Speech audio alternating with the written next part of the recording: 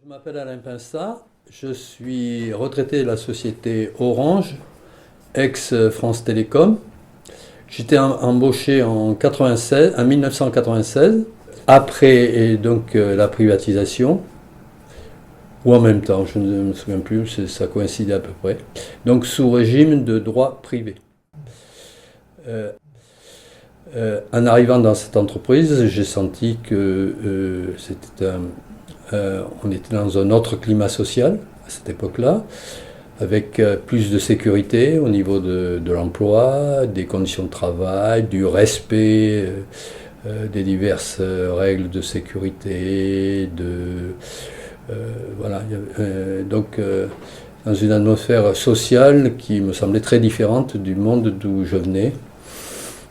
Euh, il y avait moins l'esprit de compétition, etc. Voilà, donc j'arrivais, et en plus j'arrivais dans une époque où c'était le début du déploiement d'Internet en France. À l'époque, le produit offert par France Télécom de connexion Internet s'appelait Wanadoo. Donc on a fêté d'abord le 500 millième client, puis le millionième, le 2 millionième, etc. C'était une période d'euphorie. L'argent coulait à flot, je dirais. France Télécom était très prospère. Et donc il y avait des fêtes, il y avait des choses comme ça. C'était très euphorique, hein, très intéressant. Puis, à partir des années 2000, il y a eu l'achat par France Télécom de Orange. Donc là, on pourrait en parler des heures, je pense. Et il s'est trouvé que tout le matelas, ce qu'on appelait le matelas financier, toute la cagnotte France Télécom, qui était assez importante, moi, je n'ai jamais eu de notion financière précise, a disparu dans cette transaction. Et donc le climat, on n'avait plus d'argent, donc il n'y avait plus, soi-disant plus d'argent. Donc bien sûr la variable d'ajustement dans ces cas-là, ce sont les salariés. Donc il y a eu des plans, ils ont mis en place des plans de départ anticipé à la retraite, etc. Et là, pour diminuer le nombre d'effectifs et qui était certainement nécessaire quelque part, puisque on s'est mis aussi à beaucoup sous-traiter l'ingénierie civile, quoi, le creusement des tranchées pour faire passer les câbles, etc., les armoires, etc. Tout ça a été confié à la sous-traitance. C'est à ce moment-là que la mentalité a changé.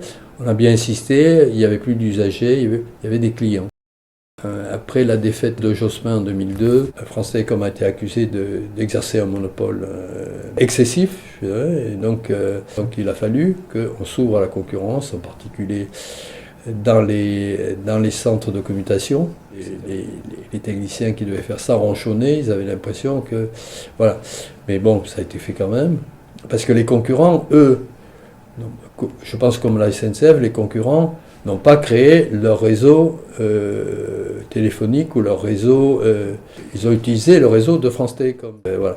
Dès 2003, c'est Didier Lombard qui a été nommé PDG et donc a mis en place ce fameux plan dont j'ai oublié le nom. Et moi, j'ai senti au niveau de la communication interne qu'il y avait un grand changement, c'est-à-dire comment dirais-je, le principe qui était enseigné par les anciens, c'est prévenir la panne.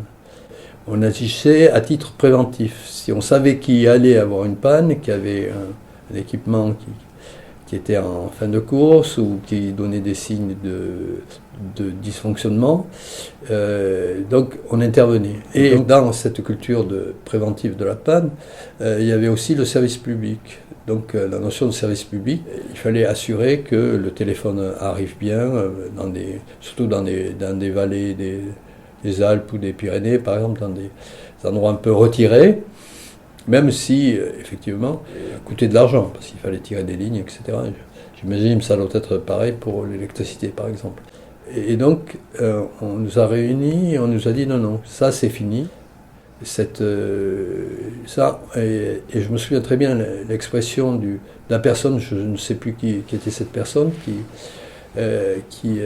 a dit il faut qu'on attende que le client pleure. C'était très. Voilà. Donc, c'est vrai que nous, en tant que techniciens, ça nous a un peu, ça nous a un petit peu choqués. Voilà. Donc, mais on a continué à travailler comme on savait le faire. Voilà. Puis, ce service dans lequel j'étais, qui gérait un type de connexion Internet, c'était la connexion par le câble. Ce service a été vendu par France Télécom. Je ne sais toujours pas pourquoi. Il semblait être suffisamment rentable. C'était le premier service donc Internet large bande, ce qui voulait dire haut débit. Donc il a fallu qu'on se recase. On a eu 3 mois pour se recaser, retrouver un service où se recaser. Alors, ça c'était je crois en 2005. Donc là, ça a commencé les premiers, j'allais dire drames, non, mais les premières situations un peu assez tendues. Parce que dans le grand service dans lequel j'étais, il y avait des gens qui travaillaient sur le terrain, pour aller vérifier les équipements, pour changer les équipements, etc. Et tous ces gens-là ont eu à se rapidement à retrouver une place chez France Télécom, mais il n'y avait plus ces places de techniciens et des gars qui avaient 20-30 ans d'expérience, qui partaient tous les matins avec leur ordre de mission sur le terrain pour parcourir le réseau, faire les différentes tâches qui leur étaient demandées, se sont retrouvés la plupart sur des plateaux de réception d'appels téléphoniques. Et tout ceci avec des formations par des entreprises qui géraient des centres d'appel, et où c'était souvent des jeunes gars qui avaient 20 ans de moins qu'eux, qui les formaient, voilà. Et donc, et je me souviens en particulier, ils avaient une espèce de slogan comme tous les slogans qui ne voulaient pas dire grand-chose, c'était « il fallait avoir le sourire au téléphone ». Alors est arrivée la fameuse période de 2009, avec ce fameux plan, donc je me souviens toujours pas le nom, qu'on a appelé par la suite le management par le stress. Et donc, moi, dans mon entité et dans mon service, nous, on n'a pas trop senti. Par contre, dans des services voisins, ils sont partis un peu en vrille, les gens. En particulier, je pense à un service où je pense que le manager était un peu pervers, quelque part. Il a voulu tout bouleverser. C'est un service où il y avait des gens expérimentés. On a essayé d'alerter notre direction, etc., qui a pris les choses complètement d'une façon, j'allais dire, par-dessous la jambe, quoi. Quand moi j'alertais, on me disait mais non, mais Alain, tu vois toutes les choses en noir, etc. Parce que j'avais connaissance de certains comportements de managers qui étaient inadéquats.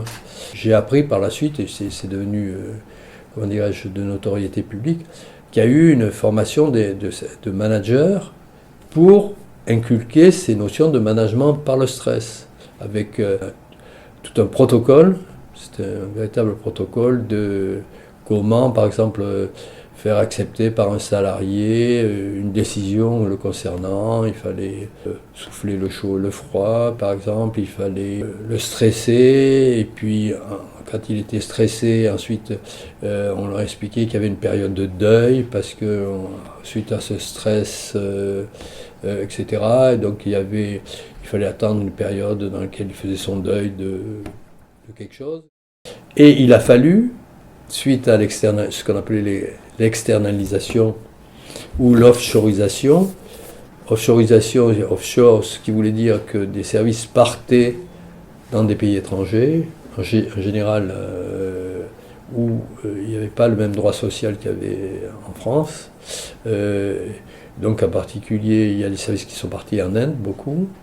Il y en a à l'île Maurice, parce que l'île Maurice avait l'avantage, la population est bilingue, francophone et anglophone. Je pense, et aussi où il y avait un bon système d'éducation. Et il a fallu, ce qui était, je trouve, très pervers, qu'on forme les gens qui allaient nous prendre notre emploi. Moi, d'entrée, j'ai dit que je m'y refusais. Donc, j'étais déjà assez âgé, je pouvais me le permettre, parce que je voulais plus... bien sûr, au niveau de ma carrière, on m'a complètement... je ne sais plus le terme... je n'ai plus eu de proposition, bien sûr, de carrière, etc. Mais par la suite, moi-même, quand le service a été externalisé, on leur a fourni les documentations, etc., nécessaires à ce qu'ils puissent travailler. Donc c'était des salariés comme nous, quoi. Donc voilà. Voilà. Donc ce qui fait que, quelque part, malgré mes convictions, etc., j'étais amené à faire du transfert de compétences. Avec plaisir, parce que je savais que c'était inéluctable, et donc voilà. Les jeunes de Maurice étaient des salariés comme moi, très bons techniquement, très, très volontaires, très impliqués dans leur travail. Donc je pense que la qualité du service n'a pas été affectée. Mais par exemple, tout ce transfert de compétences, c'est de la compétence qui partait, qui allait en Inde, qui allait à Maurice, qui allait dans les pays de l'Est, par exemple, mais qui n'était pas remplacée à Paris, en France, en Europe. On ne savait plus faire. C'est qu'après nous, c'est des Indiens, c'est des Mauriciens, et donc qui savaient faire le boulot, parce que dans ces métiers-là, c'est pas le sourire au téléphone, c'est pas du blabla. Il faut avoir des compétences, il faut avoir des habiletés, des maîtrises. C'est un petit peu comme la musique. Donc, si on fait plus de musique, on ne sait plus en faire. Ok ? Et ce cas, toutes ces compétences sont parties. Tant mieux pour les gens du Caire, de Bangalore et de l'île Maurice. Eux sont montés en compétences, très bien. Mais nous, c'est de la compétence qu'on a perdue ici, quoi. Et donc, je ne comprends pas du tout ces stratégies qui font que j'imagine qu'on ne saura plus gérer des réseaux en France.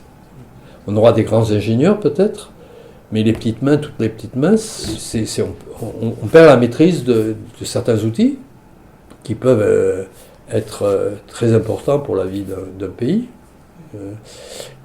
Et d'autre part, a entraîné bien sûr dans toute cette époque de montée du chômage, donc le fait qu'on n'embauchait plus.